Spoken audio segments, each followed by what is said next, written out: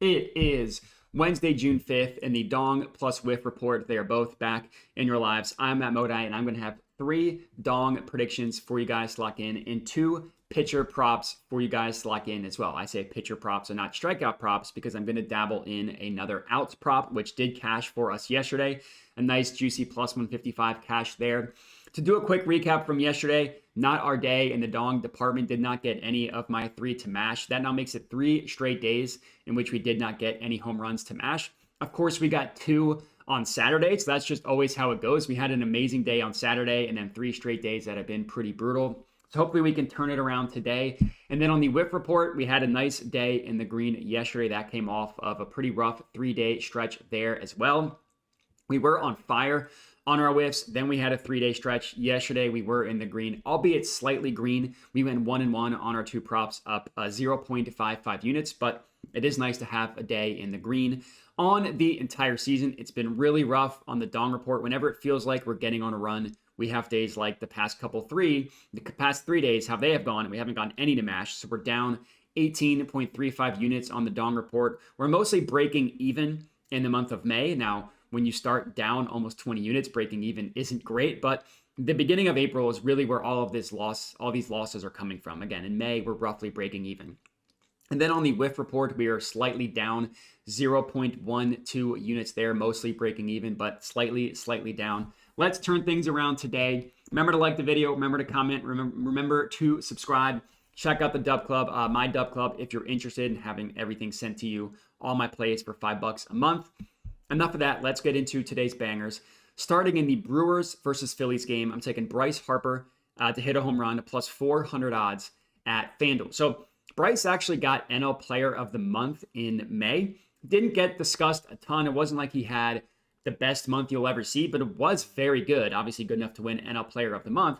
And I will admit he has been slower to start June, but he's got a really good matchup tonight against the Brewers. For starters, this is a good game from a weather perspective. Now, it's a good weather game in a lot of places. It's not just in Philly, but Philly is one of them that has a good weather game. It's hot, it's humid, winds are blowing out of the ballpark, basically straight out to center field. So that's good news for Bryce if he can get the ball in the air. And then he also should have a pretty good matchup against the Brewers pitcher, Aaron Ashby. Now, there are a couple of things regarding Ashby. He's a left-handed pitcher, and you might think that, well, Bryce has hit righties much better this season. That's true. He has hit righties better than lefties, but he has been hitting lefties better recently than he did at the beginning of the year. If you look at the first 6 weeks of the season or so, Bryce had a really bad start against left-handed pitching. Over the past 30 days, he's been a lot better. He's hit 4 home runs against lefties on the year. 3 of them have come in the last 30 days. His ISO rate, again, in the last 30 days against lefties is up to 23.8%. So that's not in the great category, it's not in the excellent category. It is in the great category. It's not quite as good as his ISO rate against righties, but it has brought his ISO rate on the entire season up to 20.2% against lefties, which that's in the great category, and it was in the teens, again, for the first 6, 7, 8 weeks of the season. So he has been hitting much better against lefties specifically recently. And he's been hitting the ball pretty hard recently as well. If you look at his hard hit rate, it's at 46.9%. That's not among the best in the MLB by any means.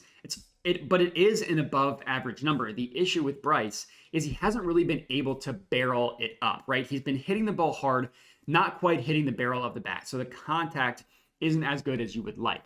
The hope here is that changes tonight. And again, a pretty juicy matchup against the Brewers pitcher, Aaron Ashby.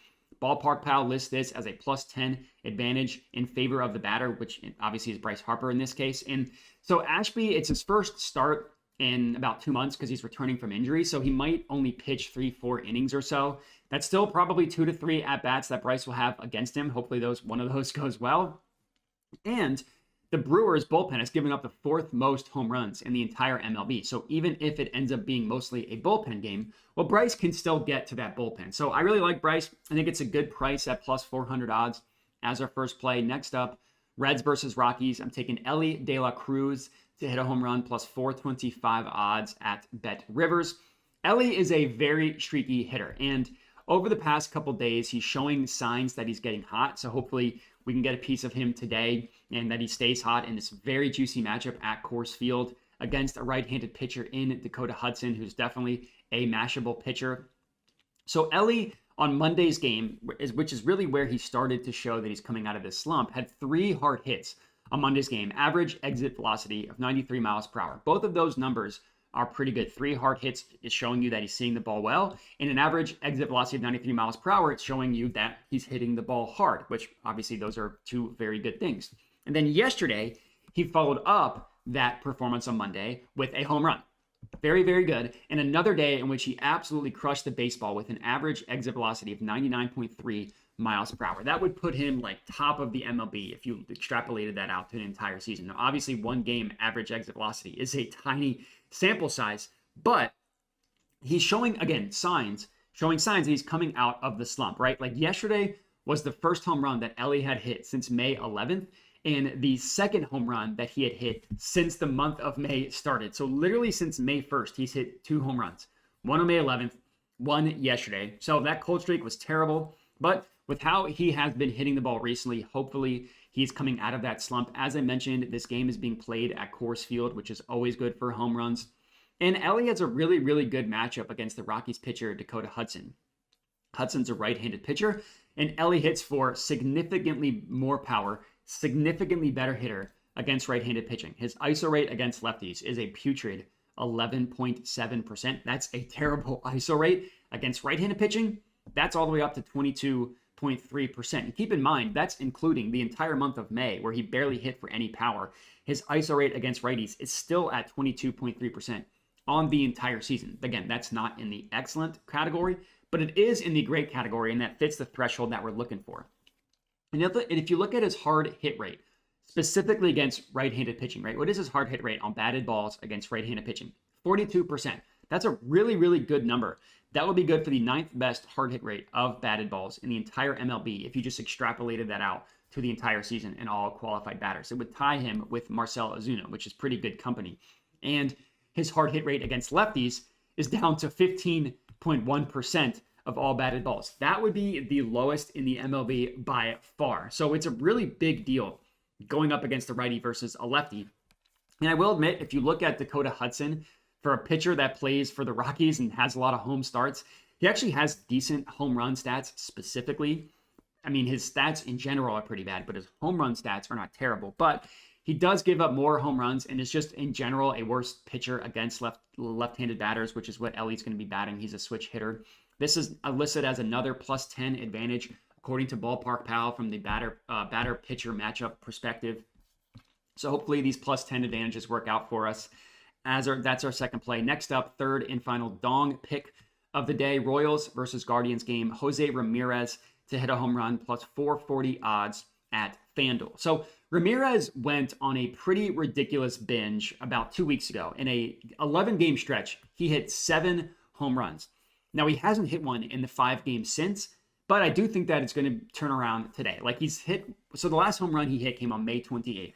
He's played 5 games since then, but his stats in those 5 games don't look horrible, right? Like they're not a huge line in the sand versus his stats when he was hitting home runs versus the last 5 games in which he has not. Now, his stats aren't as good, and not hitting home runs definitely that has something to do with that. But in the 5 games, he's got 7 hard hits.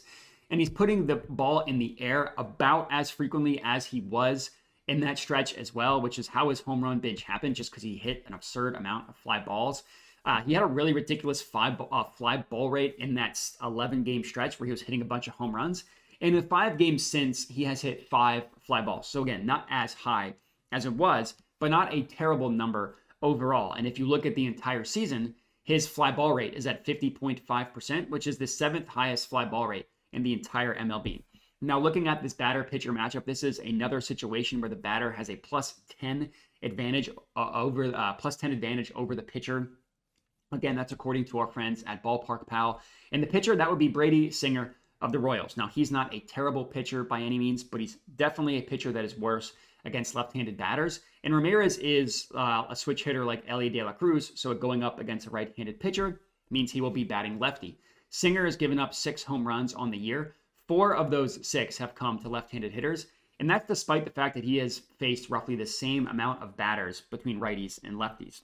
Another game that's really good from a weather perspective as well, hot, humid. And in this case, the winds are actually blowing out to right field.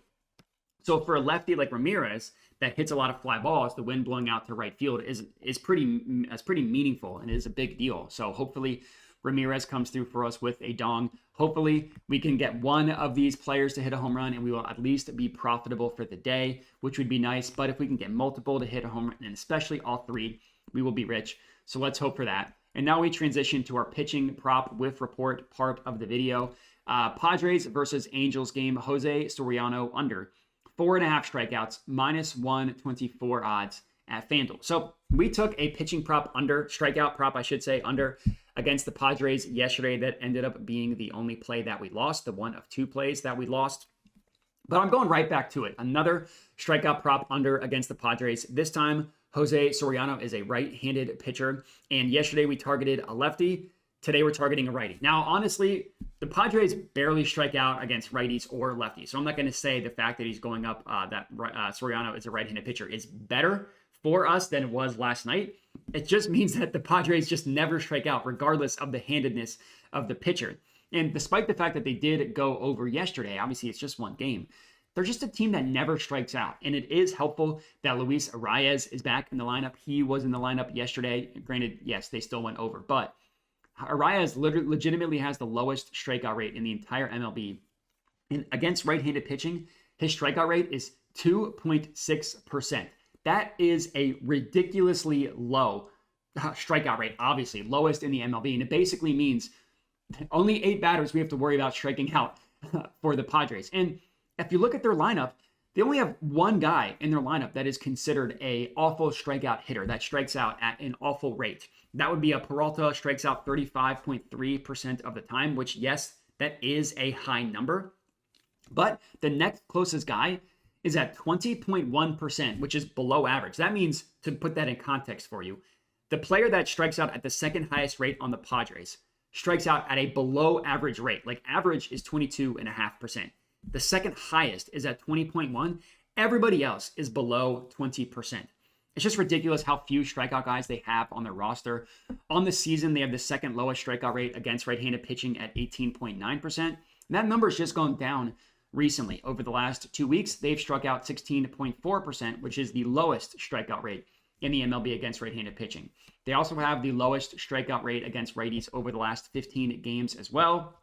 And looking at Soriano, he's a below average strikeout pitcher, really no matter what metric you look at. Now, this 4.5 number, he has gone over in 7 of his 12 starts this season. So he's pitched 12 starts. He's gone over in 7. So he does hit it, but more often than not. But just looking at his actual strikeout stuff, like his splits, again, nothing really scares me off. He's got a strikeout rate of 22%. That's slightly below average, but still below average. Swinging strike rate of 10.7%, which is also below average. And same thing with this called strike plus whiff rate as well. Everything about him shows a below average strikeout pitcher. And I'm just not seeing where 5 strikeouts are coming against this Padres team. So yeah, we got burned by them yesterday. I'm comfortable going right back to them. That's our first play. Next up, same game actually, Padres versus Angels game. And I'm taking Dylan Cease over 18.5 outs plus 150 odds at FanDuel. So someone might say that it's risky taking 2 props in the same game, but really what happens with one pitcher has almost zero effect on the other pitcher. It's 2 completely different games. So I'm not really scared off of having 2 pitching props in the same game. And I really do like this outs prop for Dylan Cease. Now, it's similar to our Max Fried outs prop yesterday. And the risk here, and why we're getting it for a juicy plus 150 odds, is he has to pitch into the 7th inning, meaning he has to have at least 1 out in the 7th inning. So pitch 6.1 innings or more. Now, similar to Fried, who cashed this out for us last night, despite the fact that he did give up 3 runs, Cease is definitely capable of doing so.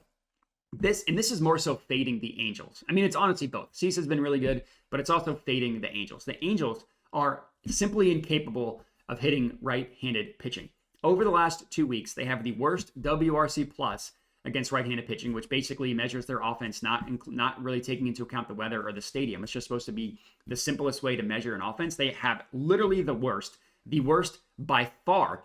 And essentially any other metric you could possibly look at, the Angels are worse. Advanced metrics, not advanced metrics, anything you look at, the Angels are the worst. Let's go through it. Lowest WOBA, lowest WRAA, lowest BABIP, lowest ISO rate, lowest OPS, lowest slugging percentage, lowest on-base percentage, lowest average, lowest of everything. I just have a hard time seeing the Angels get to Dylan Cease. And maybe if they have an outlier home run, something like that, they're not a team that's going to be able to string together a ton of long at-bats against Dylan Cease, just looking at how they've been performing. And Cease has been awesome this year.